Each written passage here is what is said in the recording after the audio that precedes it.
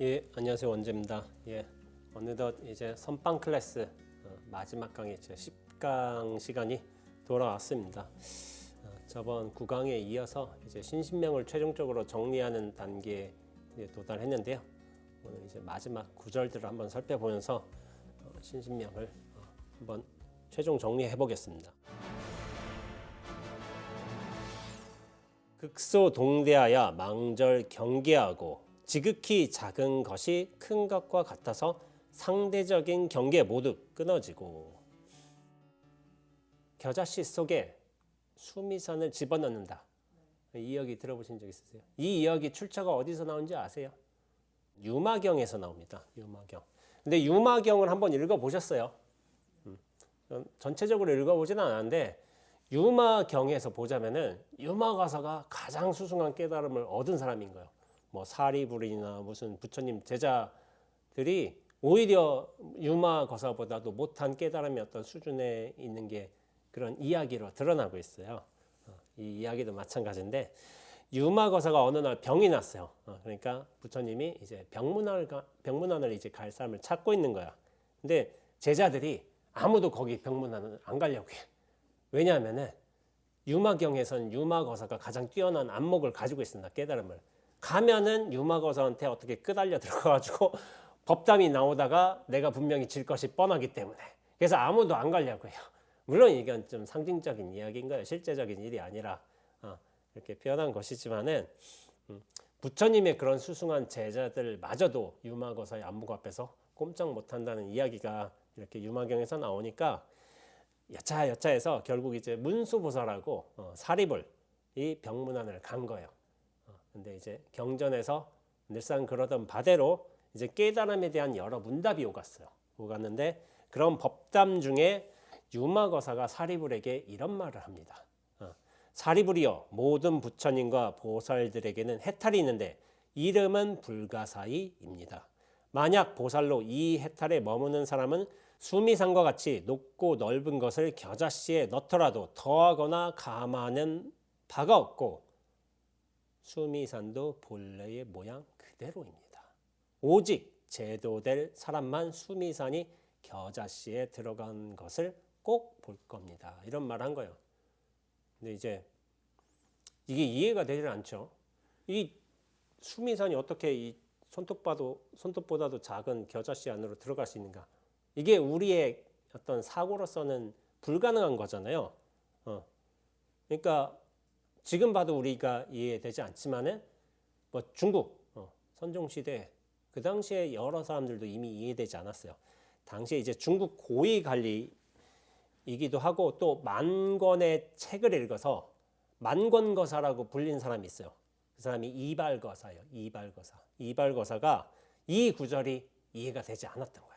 어떻게 수미산이 겨자씨 안으로 들어가는데 그 모양도 하나도 뭐 해치는 바가 없다. 이런 말을 들으니까 이 이발거사가 마조 스님의 제자인 귀종지상 선사에게 찾아가서 이렇게 물었다고 해요.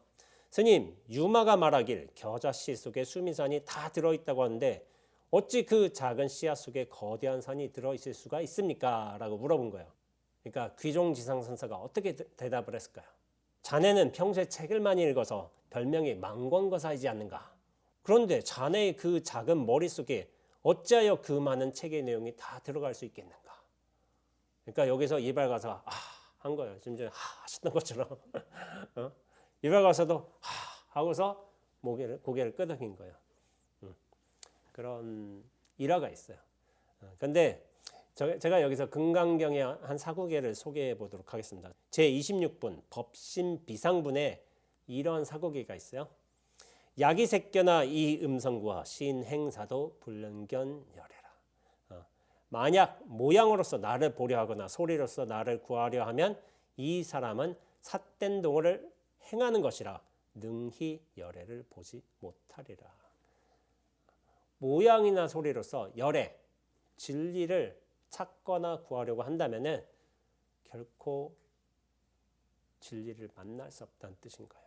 그럼 어떻게 해야 이제 이 열애를 만날 수가 있을까요? 뭐 모양과 소리라고 했으니까 이거에 뭐 빗대어서 얘기하자면 모양 없음으로 모양을 보고 소리 없음으로 소리를 들으면 됩니다. 그러면은 열애를 만날 수가 있습니다. 근데 이게 상징적인 말이에요. 모양과 소리에 그런 한계에 묶여 있다는 건 뭐냐면은 그거는 나란 육체에 갇혀 있다는 거야. 이 육체적 기능, 눈은 보죠. 소리는 귀로 듣죠. 그러니까 이 육체적 한계에 갇혀 있어서 대상과 사물, 경계를 대한다면은 그것이 명백한 차이점이 나타나잖아요. 겨자씨 속에 수미선이 들어갈 리가 없어요. 근데 그거는 내 육체적인 한계를 가지고서 볼 때 그러는 거예요. 근데 모양이 모양 아닌 줄 알고 소리가 소리 아닌 줄 아는 도리와 만나게 된다면은 모양을 보되 모양에 끄달려 들어가지 않고 소리를 보되 소리에 현혹되지 않습니다. 그건 뭐를 뜻하냐면은 이 몸, 이 육체라는 생각이라는 한계를 벗어나야지만 진정한 모양과 소리를 보고 들을 수 있다는 걸 뜻해요. 제가 한번 이런 얘기를 해볼까요? 제가 예전에 기본선언 4년차 때 직지사 선언에서 정진한 적이 있는데 그 당시에 이제 공부가 조금씩 돼가고 있는 상황이어서 어떤 일이 있었냐면은 그때 화학산이 보이잖아요. 직지사가 화학산 안에 있는데 화학산이 엄청 큰 산이에요. 큰 산인데 그 산을 보고서 이런 느낌이 든 거예요. 저 산을 내 손가락으로 이렇게 잡아가지고 돌돌돌돌 말아가지고 이게 탁 튕기면은 우주 밖으로 떨어져 나가겠다. 그 생각을 한 거예요. 근데 이게 불가능한 일이잖아요. 사실은. 나는 작잖아. 화학산은 크잖아. 화학산이 어떻게 여기에 들어와. 요 손에. 근데 내가 여기에 돌돌돌 말아서 톡 튕길 수가 있다는 느낌이 들었어요. 느낌이. 근데 나중에서야 이걸 알게 된 거예요. 왜 저런 느낌이 들었을까? 그 당시엔 그런 느낌은 들었지만은 이렇게 뭐라 표현할 수는 없어요. 근데 제가 알고 보니까 좀 돌이켜 보니까 그때 나란 존재의 실체에서 벗어나는 과정이 있었구나. 여기도 비슷해요. 겨자씨가 수미산을 품을 수는 없잖아요. 제 손가락에 화학산을 돌돌 말 수는 없잖아요. 불가능하잖아요. 근데 뭐냐면은 나란 육체 생각의 근거에서 탁 벗어난다면 이 전체로서 눈앞으로서 확 만날 수만 있다면은 그 모든 대상 경계의 크기가 완전히 사라져 버리는 거예요. 근데 그것들이 동일해요. 지극히 큰 것과 작은 것이 같다고 했잖아요. 무엇이 동일을 하냐면은 똑같이 드러난다는 거예요. 제가 예전에도 말한 바가 있는데 나란 존재도 이렇게 인연처맞게 드러났고 저 겨자씨도 드러나고 수미산도 저런 모습으로 드러나고 화학산도 드러났고 손가락도 드러나고 다 드러난 거예요. 드러남의 어떤 완전한 평등성으로 돌아가게 된다면 그 평등성이 바로 눈앞이에요. 근데 눈앞은 그것만 뜻하지 않죠. 그 모든 묘유, 현상, 경계들도 다 품고 있죠. 차별 없이 그 대상 경계를 볼 수 있기 때문에 들을 수 있기 때문에 그 모양, 크기, 속성에 휘둘리지는 않아요. 근데 그렇게 보려거든 그 모든 차별 경계를 보되 차별에 물들지 하면서 보려거든 사실은 나란 실체는 완전히 벗어나야 됩니다. 그것이 눈앞과 합치되는 소식인 거예요. 그럴 적에서 비로소 겨자씨 안에 수미산이 들어간다. 그 말을 감당할 수가 있는 거예요. 이거는 이해한다. 그런 설득시킨다. 그런 말이 아니라 이 감응할 수 있는 거예요. 감응할 수. 그런 차원에서 말한 것이에요. 상대적인 경계가 모두 끊어진다고 했잖아요. 그런 크기라는 모양이라는 소리라는 상대 경계가 완전히 끊어질 적에 그 말이 뜻하는 바를 이해하는 거야. 이해하는 거. 실제 그렇다는 말이 아니라. 그래서 오직 제도될 사람만 수미산이 겨자씨에 들어간 것을 꼭 볼 겁니다. 이걸 제가 표현하지 못하겠지만 화학산을 이렇게 전 돌돌돌 말아서 다 튕겨냈으니까 그런 상황이 좀 펼쳐지는 것 같기도 합니다. 극대 동소야 불견 변포라. 지극히 큰 것은 작은 것과 같아서 그 끝과 겉을 볼 수 없음이라. 네, 이 구절은 앞에 상징적인 의미하고 비슷해요. 나란 관념에 이제 몸이라는 이제 생각이라는 한계에 묶여 있다면은 대상들의 크고 작음, 소리 여부에 분명히 묶이게 됩니다. 동시에. 근데 우리가 우리 눈앞으로서 전체로서 확장이 된다면은 그 크고 작은 거, 제 어떤 차별 분상이 완전히 떨어져 나가게 되고 그 모든 것들이 온전한 드러남으로, 나조차도 온전한 드러남으로 자리매김하게 되어 있어요. 그럴 적에 소리와 모양에 끄달리지 않는 그런 삶을 살게 된다는 것이죠.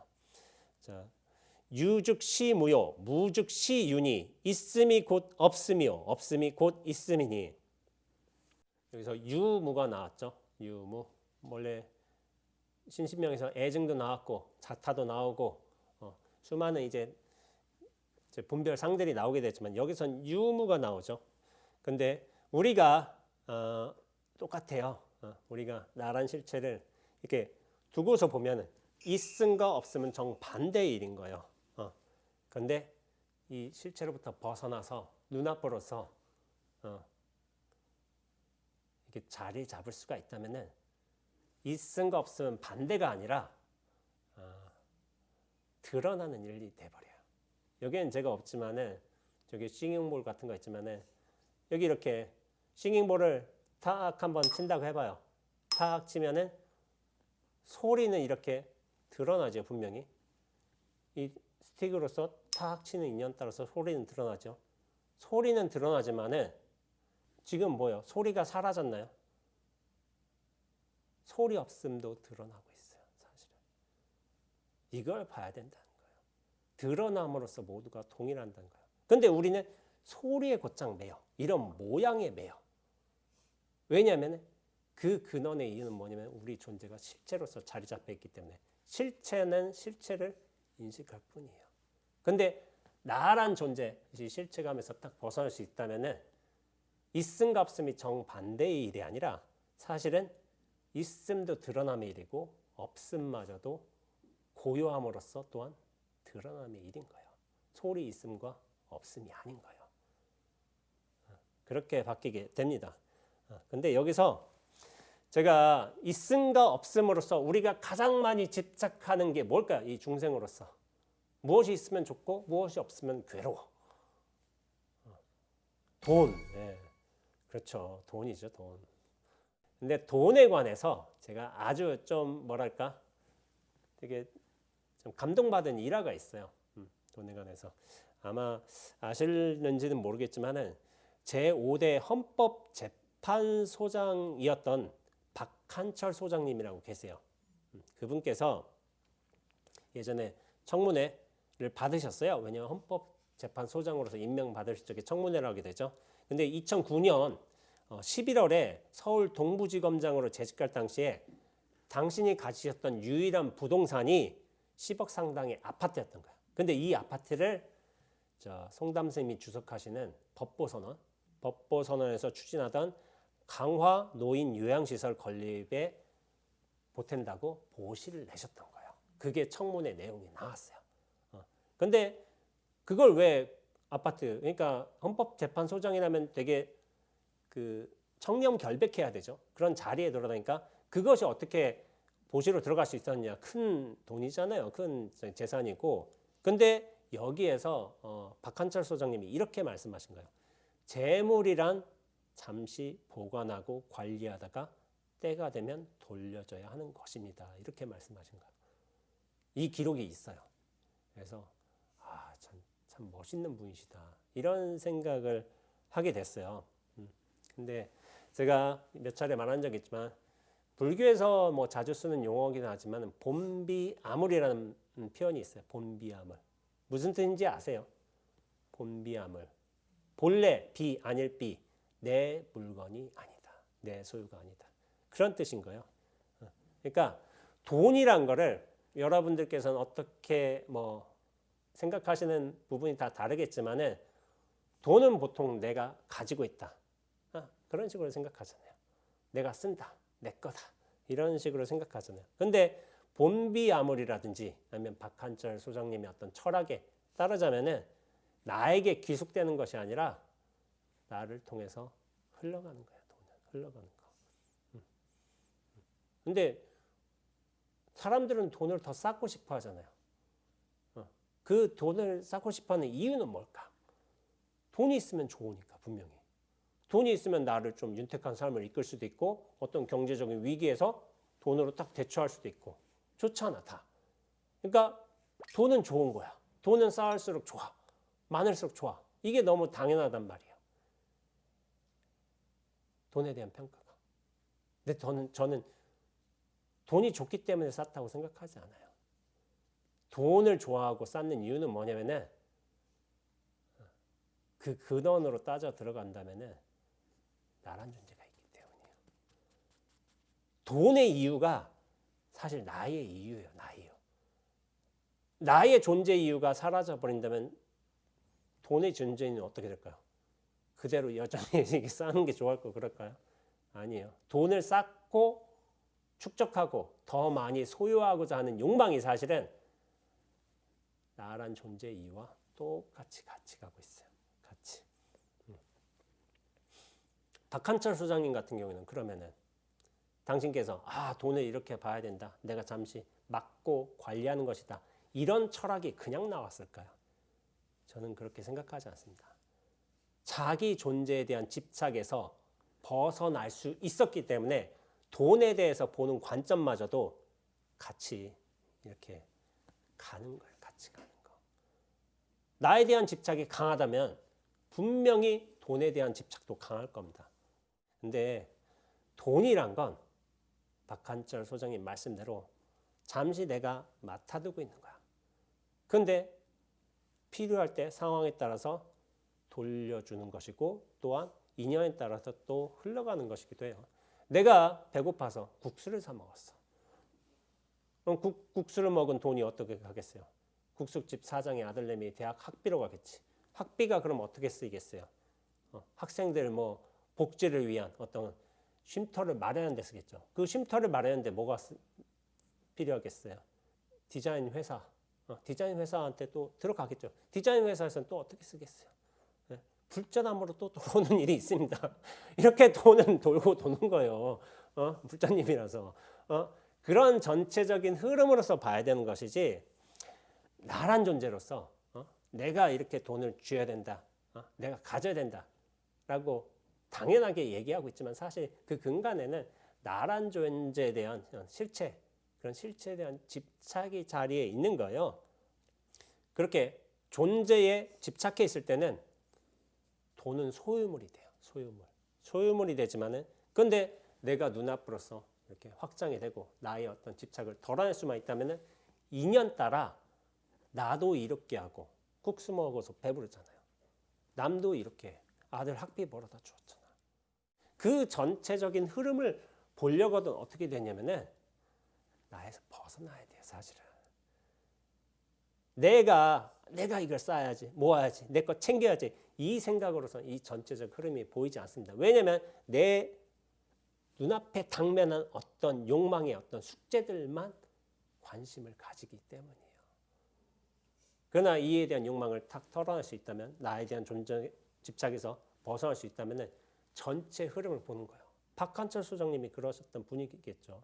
내가 잠시 맡아놨을 뿐이지 결국에는 인연에 맞게끔 좋은 곳에 흘러가는 게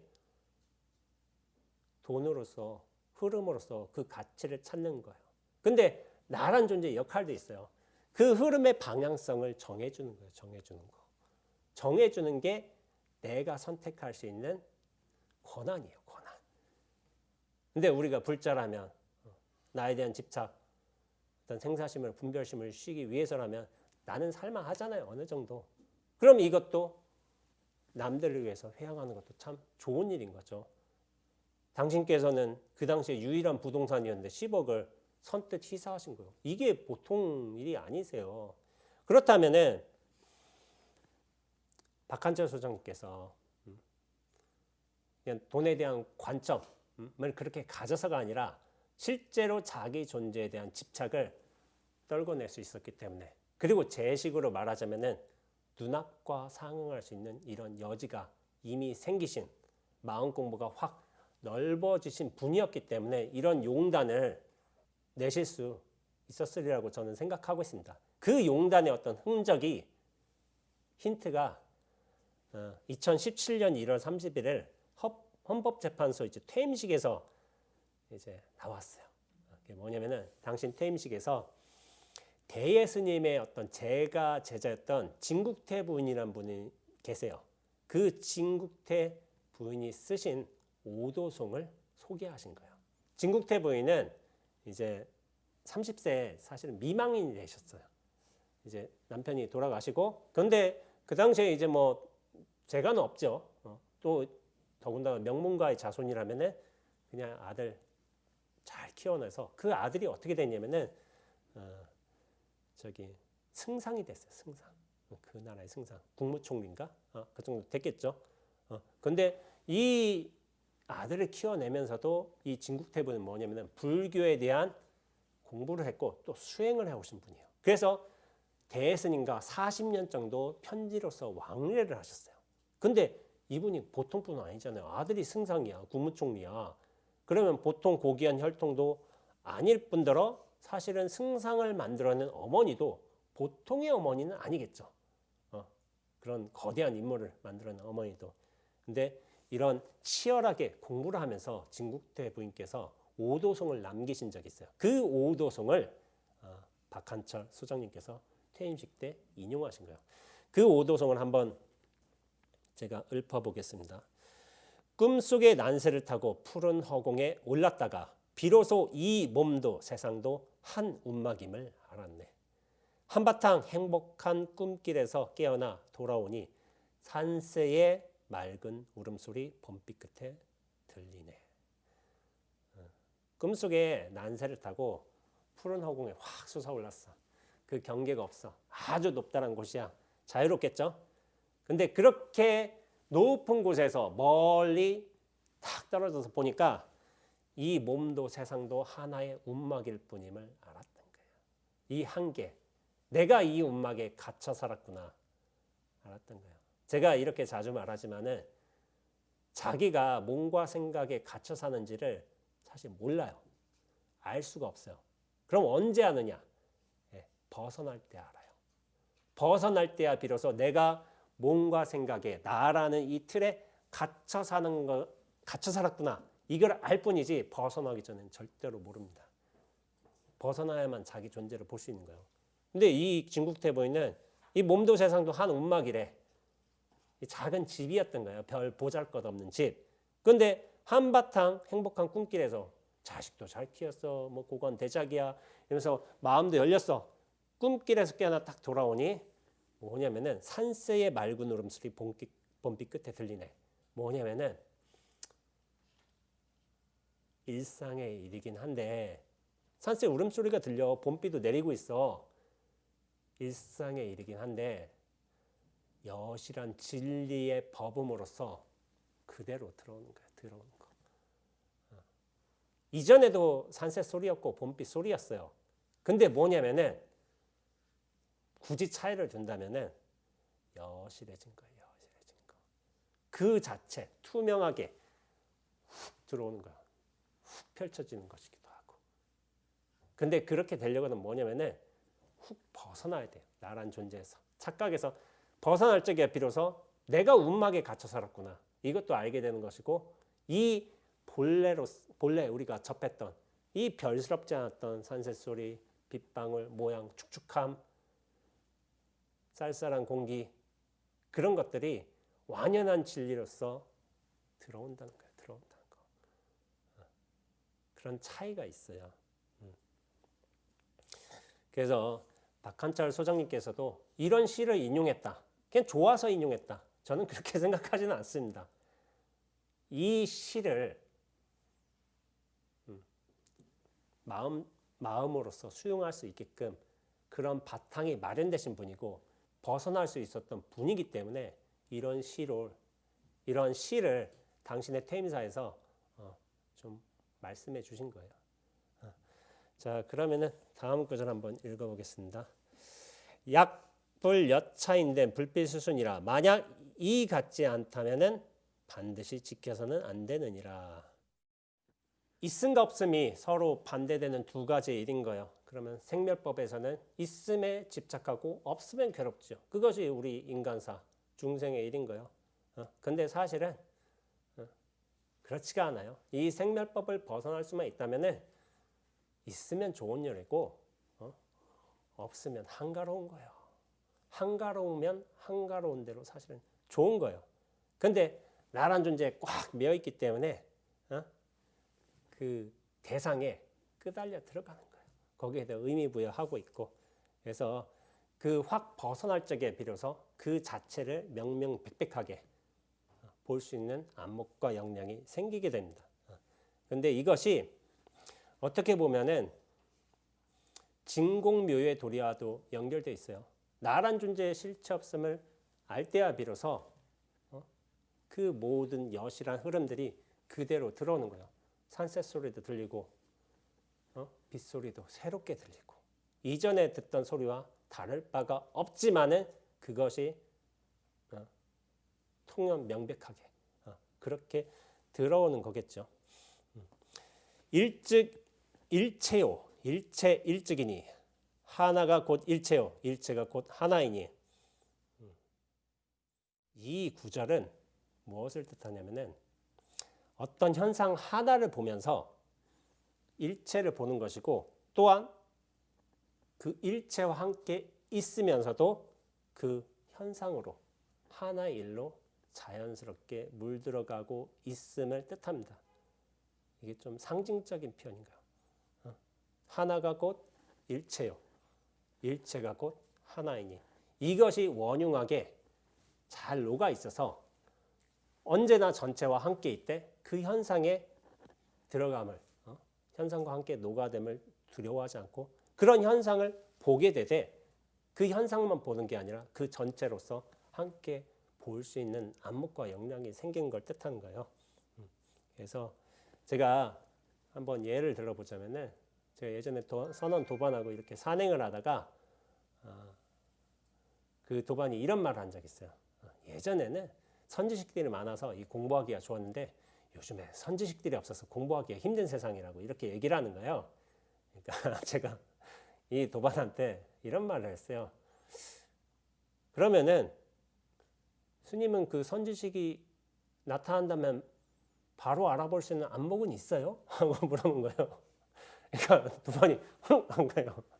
그래서 이 도반이 공부를 잘한 도반이었어요, 사실은. 근데 뭐냐면은 어떤 선지식이 없다는 이유, 어떤 핑계도 그랬지만은 어떤 이유인지 모르겠지만은 공부가 계속 정체돼 있어. 나아가지 못하고 있어.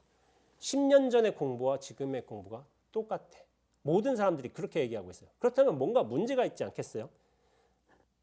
근데 이것도 어떤 공부 태도의 문제예요.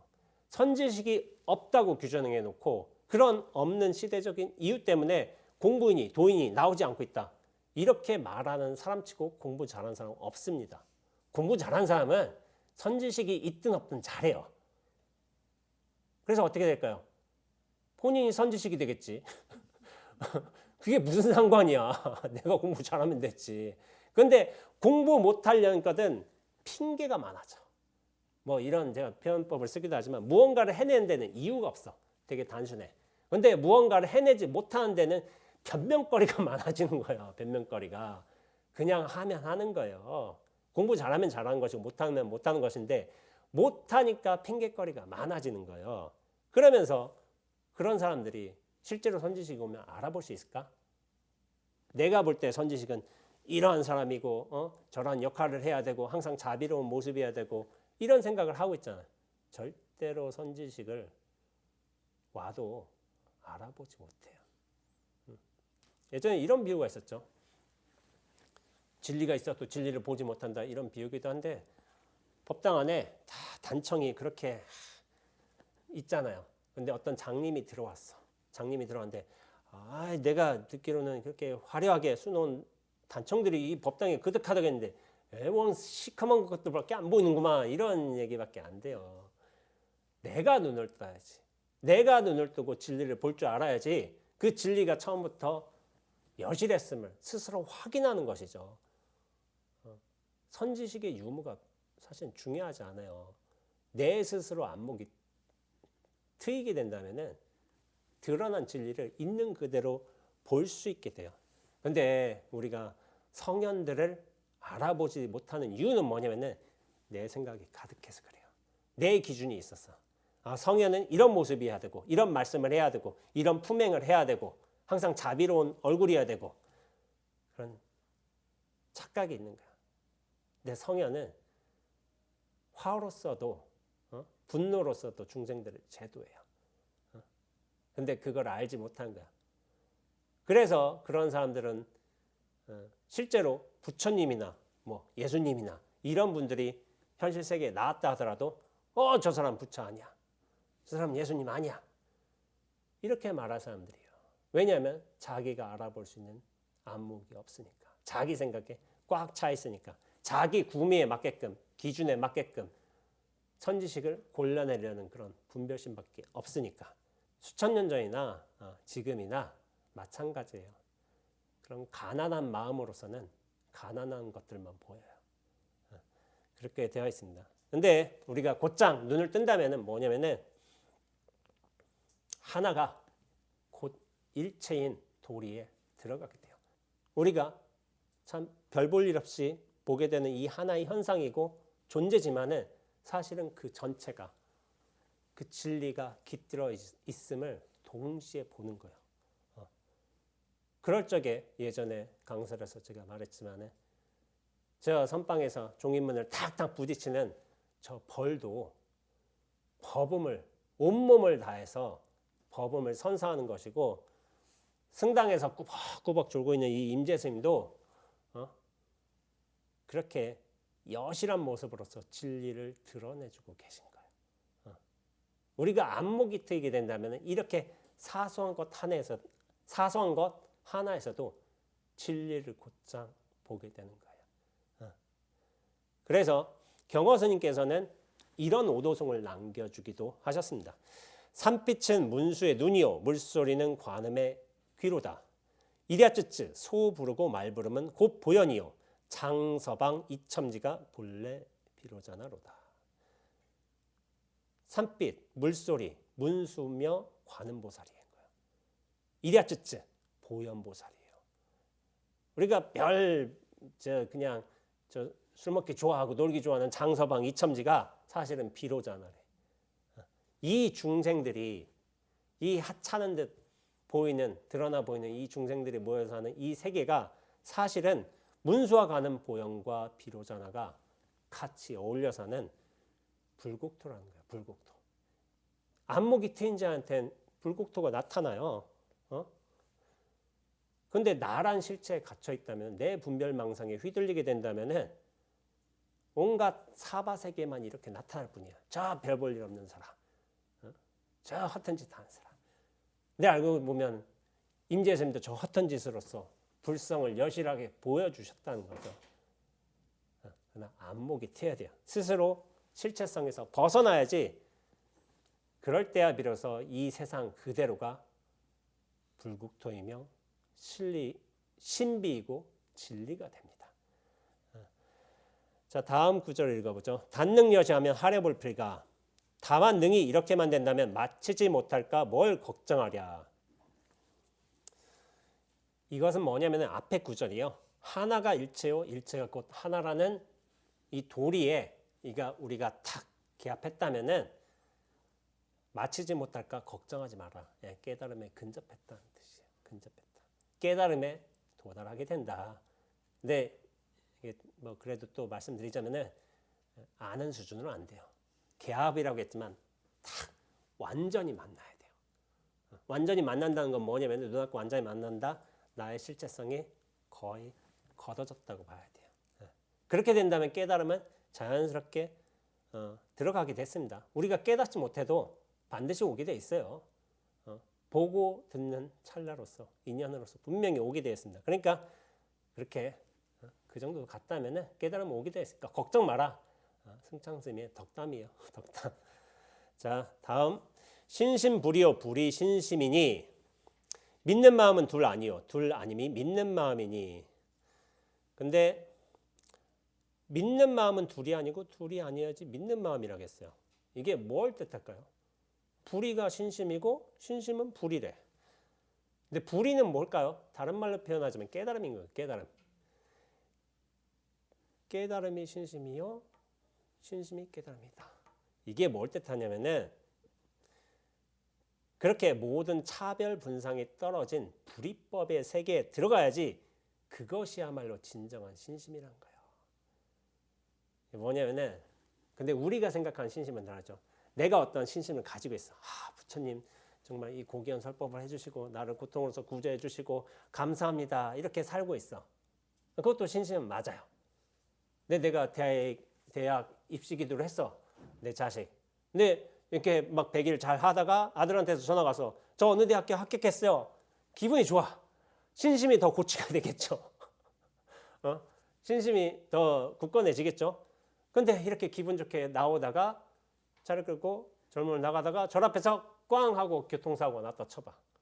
아까 전에 부처님한테 그렇게 감사하다가 아니 부처님 저한테 왜 이런 역경계를 주시는가요? 하고서 신심이 날아갈 수도 있단 말이에요. 이렇게 뒤바뀌는 신심, 내가 믿는 마음, 커지기도 하고 작아지기도 하고 좋기도 하고 싫기도 하고 이거 신심일까요? 아니요. 이건 그냥 중생심이에요. 중생심.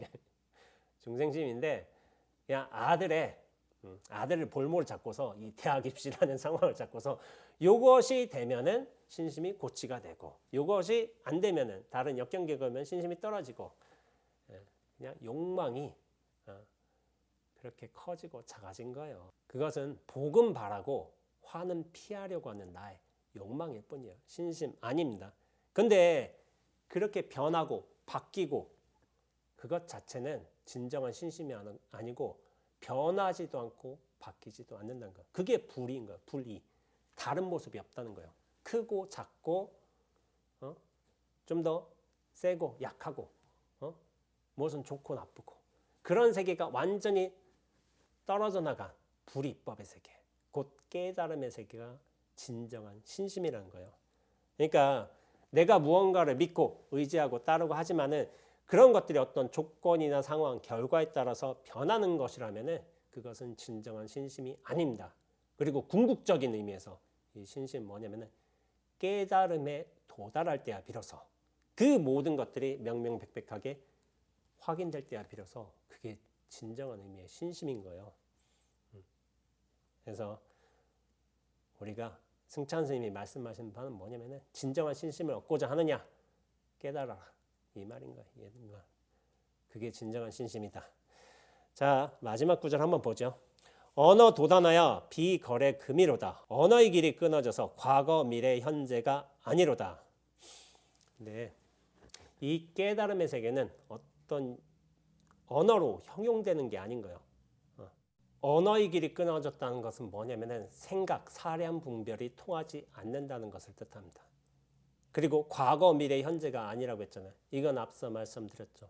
과거, 현재, 미래는 서로를 의존하면서 존재하는 관념인 거예요. 그리고 그 관념의 중심에는 나라는 존재가 있어요. 내가 느끼는 과거, 현재, 미래가 있는 거죠. 근데 뭐냐면은 그 언어의 길, 사량의 길, 나의 존재성, 실체성이 다 끊기게 된다면은 과거도 현재도 미래도 아닌 거예요. 그럼 그때가 언제냐? 지금 이 순간이라는 영원이에요. 영원. 여러분들은 지금 여기서 강설을 듣고 계시죠? 분명히 뭐 몇 시간 전에는 집에 있다가 이렇게 서울로 올라오셨어요. 그러면서 여기서 강설을 마치고 또 집에 내려가겠죠. 몇 시간이 흘렀지만은 변하지 않는 게 있어요. 여러분은 몇 시간 전에도 몇 년 전에도 눈앞을 살아왔고 몇 시간 뒤에도 몇 년 후에도 눈앞을 살아와요. 이 눈앞은 우리가 절대로 벗어날 수가 없습니다. 이것이 지금 여기예요. 우리는 지금 여기에서 언제나 똑같이 존재하고 있어요. 지금 여기를 벗어날 수가 없어요. 그 어떤 미래에도 과거에도 지금 여기뿐이라면 지금 여기는 영원을 뜻하는 거예요. 영원. 그래서 우리는 영원의 존재로서 살아갈 수가 있는 거예요. 단순히 이 몸과 생각에 묶여서 지금 눈앞에 당면한 어떤 과제들을 고민하면서 사는 것이 아니라 이 영혼을 사는 게 우리 존재의 본래 모습이라는 거예요. 이것을 자각하는 것이 깨달음이에요. 깨달음. 그래서 우리가 눈앞으로서 이렇게 들어서게 된다면은 그때부터 우리는 진여 법계, 애가 무에 자제하는 그런 영혼의 존재로서 살아갈 수 있음을 마지막 구절에서 신신명 마지막 구절에서 이렇게 승찬 쌤이 강조해 주시고 있는 겁니다. 예. 그러면은 그 10시간에 걸쳐서 제가 신신명 강설을 하게 되었습니다. 신신명이 굉장히 좀 추상적인 표현들이 많아요. 시적인 표현들이기도 하고 그만큼 이것들을 어떻게 해석하느냐 그것은 이것을 해석하는 어떤 분의 안목에 따라서 여러 다른 방식으로 해석이 될 수 있다고 생각을 해요. 근데 저는 제가 지금까지 공부해온 어떤 20년간 수자로서 납자로서 스스로의 마음에 대해서 탐구해보고 이렇게 연구해온 바 그리고 저 스스로도 20년 공부했으니까 좀 밝아진 면이 있을 거 아니에요. 그런 것들을 여러분들과 나누고자 하는 원력에서 사실 이 신신명 강설이 시작된 것이기도 해요. 그러면서 제가 다시금 이제 신신명 이 첫 구절을 또 말해보자면은 지도 무난이요 유염 간택이니 단막 증의하면 통연 명백하리라. 지극한 도는 어렵지 않으며 오직 간택감을 꺼릴 뿐이니 미워하고 사랑하지만 않으면 통연 명백하리라. 이렇게 된다면은 우리가 부사의 해탈 경계, 진여 법계, 무장무의 법계로 들어설 수 있겠죠. 그러기 위해서는 나란 존재의 실체 하나 벗어나는 거. 그러면서 눈앞으로 확장되는 거. 그러면서 존재, 대상의 어떤 진리의 여의한 모습들을 그대로 바라볼 수 있는 거. 그렇게 된다면 세상과 그 모든 존재 대상이 통연 명백하게 드러나겠죠. 이것이 깨달음이고 자기 본래 면목으로서의 회귀입니다. 이것을 말씀하시고자 한 거예요. 근데 3조 승찬 스님께서 이렇게 고준한 가르침을 주셨다 하더라도 우리가 이 승찬 스님의 은혜를 갚기 위해서는 해야 되는 게 있어요. 깨달아야지 은혜를 갚는 거예요. 깨달아야지. 우리 어른 스님께서 이런 아주 명문을 남기시고 감동적인 글귀를 남기셨다 하더라도 깨닫지 못하면은 승찬 스님의 은혜에 갚지 못하는 겁니다. 물론 저 같은 경우도 은사 스님이 이 성철 스님의 신신명 증도가 강설이라는 책을 주셔서 행자신분에 나 이 스승님의 은혜에 감사드려야 된다. 나 갚아야 된다. 외웠어요. 열심히 신신명 증도가를. 물론 그것도 가상한 노력이에요. 가상한 노력이고 참 열심히 애쓴 거죠.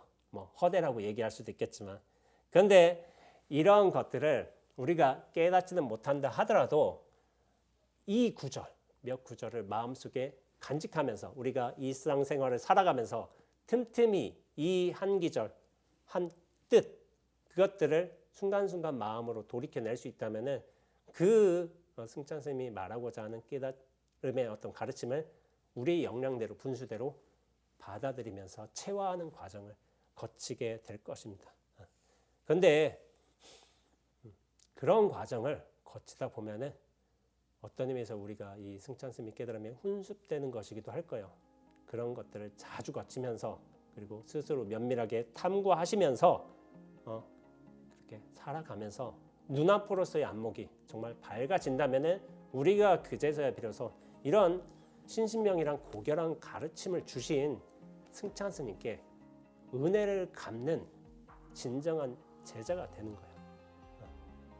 그런 진정한 제자 되는 도리가 스스로 깨달음에 있다는 사실을 항상 명심하시면서 10번의 강의 이렇게 열심히 들어주셔서 감사드립니다. 예, 이로써 선빵 클래스 신신명 10강 마지막 강의 마치도록 하겠습니다.